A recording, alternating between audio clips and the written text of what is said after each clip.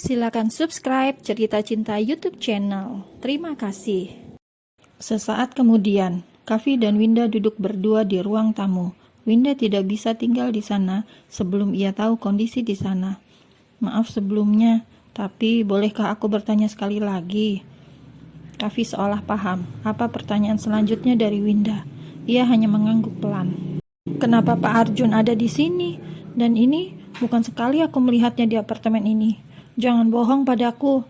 Apa selama ini kau menumpang hidup dengan beliau? Ngek, Kavi tersenyum miris. Capek karena selalu disalahpahami oleh gadis miskin seperti Winda, lama-lama Kavi yang punya jiwa sosial tinggi itu pun tidak mampu lagi membendung semuanya. Malam ini Kavi mau membuka rahasia besar yang selama ini sengaja ditutupi dari banyak orang, terutama di kalangan orang-orang kantor. Setelah menghela nafas panjang, Kavi pun memasang wajah paling serius. Ia bicara sambil menatap kedua bola mata yang lentik tersebut. Dengarkan aku baik-baik, dan ini cukup menjadi rahasia di antara kita berdua. Astaga, mengapa wajah cowok ini gini banget? Berasa mau ngakuin dosa.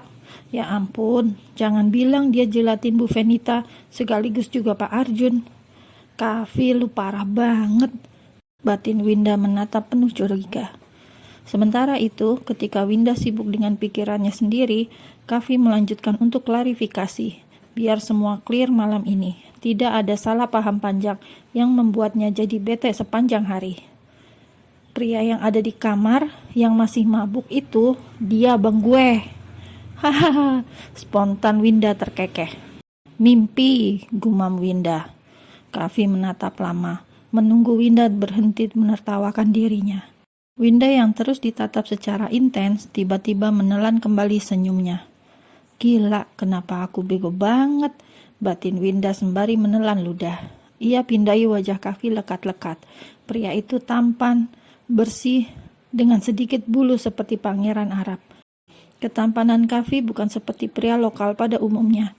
Dia selalu bersih dan rapi, meski cuma pakai motor.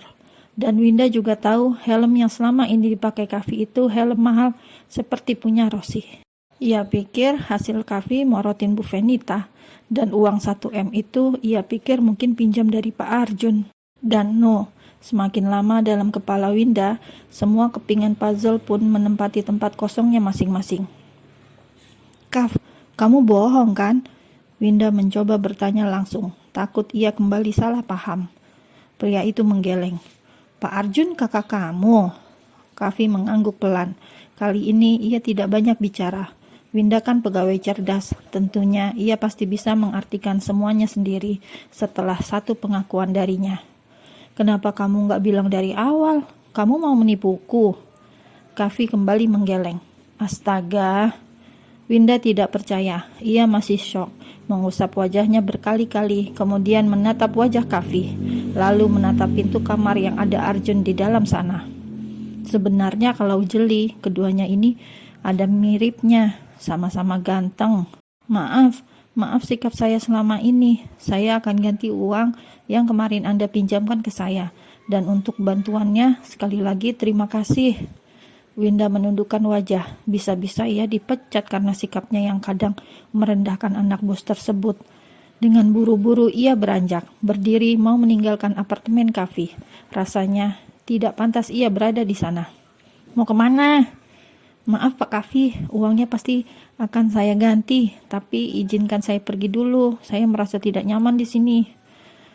Dasar, dia malah memanggilku dengan sebutan Bapak, padahal kami seumuran. Dan apa itu? Gadis mengerikan. Dia sangat hormat setelah tahu aku siapa.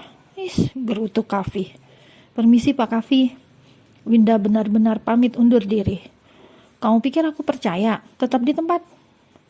Saya akan bekerja keras Pak Kavi. Jangan khawatir, uangnya akan saya ganti secepatnya. Secepatnya? Kau mau ikuti jejak Bora? Tanya Kavi yang ingin mencegah Winda pergi dari apartemen miliknya. Winda menatapnya dengan kesal. Dan itu membuat Kavi senang. Jadilah Winda yang seperti dulu. Tidak peduli siapa aku. Bersikaplah seperti apa adanya kamu. Aku tidak suka wanita yang memakai topeng. Suara hati Kavi yang senang saat melihat Winda melotot tajam ke arahnya. Ia lebih menyukai itu daripada Winda bersikap sopan dan manis tapi hanya modus. "Jangan khawatir, aku nggak akan bawa uangmu kabur," celetuk Winda yang geram karena dituduh akan jual diri seperti yang Bora lakukan. "Aku butuh jaminan, bukan cuma omong kosong," cetus Kavi kejam. Tidak seperti biasanya. Masalahnya, ini strategi Kavi untuk membuat Winda tetap tinggal. "Jaminan apa? Kamu udah tahu dari awal." "Aku nggak punya apa-apa, Kav," ujar Winda frustasi. "Tinggal di sini, dengan itu aku bisa mengawasimu agar kau tidak kabur membawa uangku. Aku tahu di dunia ini tidak ada yang gratis. Omong kosong tentang tulus menolong orang lain. Sudah kuduga, tidak mungkin dia menolong cuma-cuma. Pasti ada yang dia sembunyikan. Lalu apa? Apa yang pria itu mau dariku?" Batin Winda yang merasa curiga dengan niat Kavi yang semula menggelontorkan uang dengan jumlah yang tidak sedikit. Harusnya sejak awal Winda curiga. Tidak ada yang namanya makan siang gratis. Pasti ada udang di balik batu. Ketulusan di dunia ini hanya ada 1:1000. Sekarang keduanya duduk kembali. Kavi terlihat senang seolah sudah di atas angin.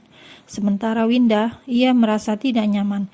Gara-gara uang, sekarang dia harus terikat dengan Kavi.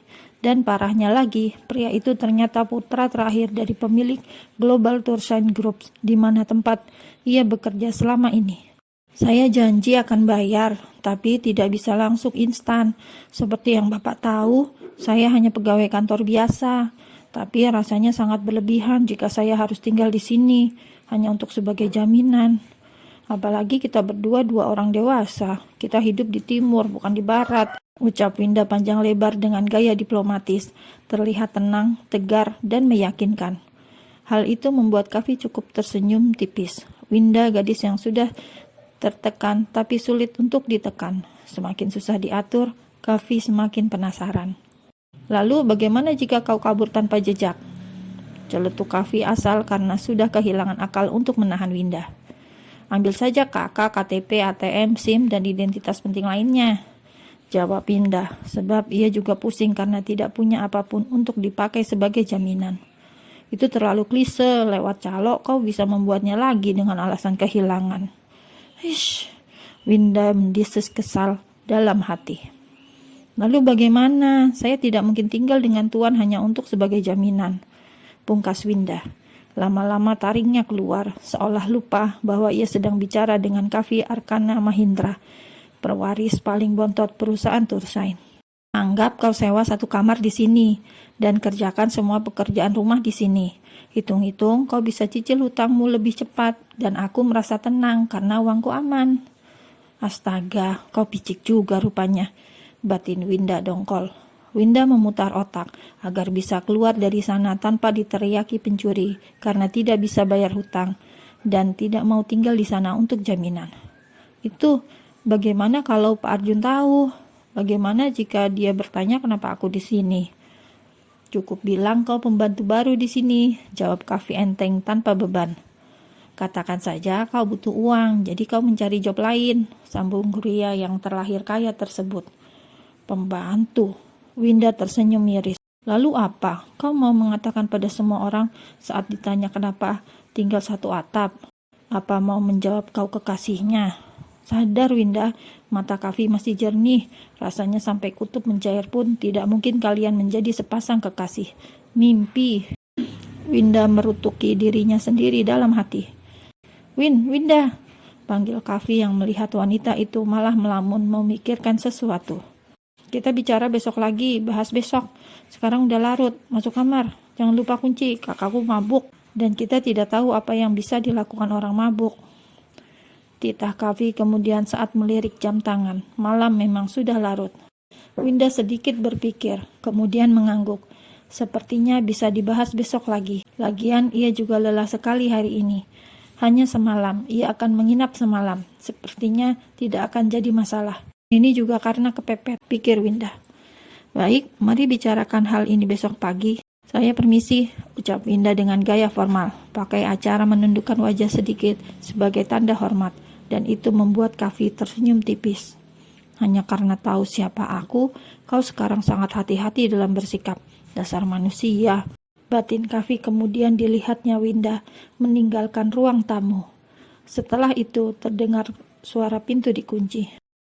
Ya bagus, kunci saja kamarnya. Ada 2 buaya buas di apartemen ini, gumam Kavi. Wajahnya mendadak cerah. Entah mengapa ia merasa bahagia, tanpa ia sadari apa alasannya.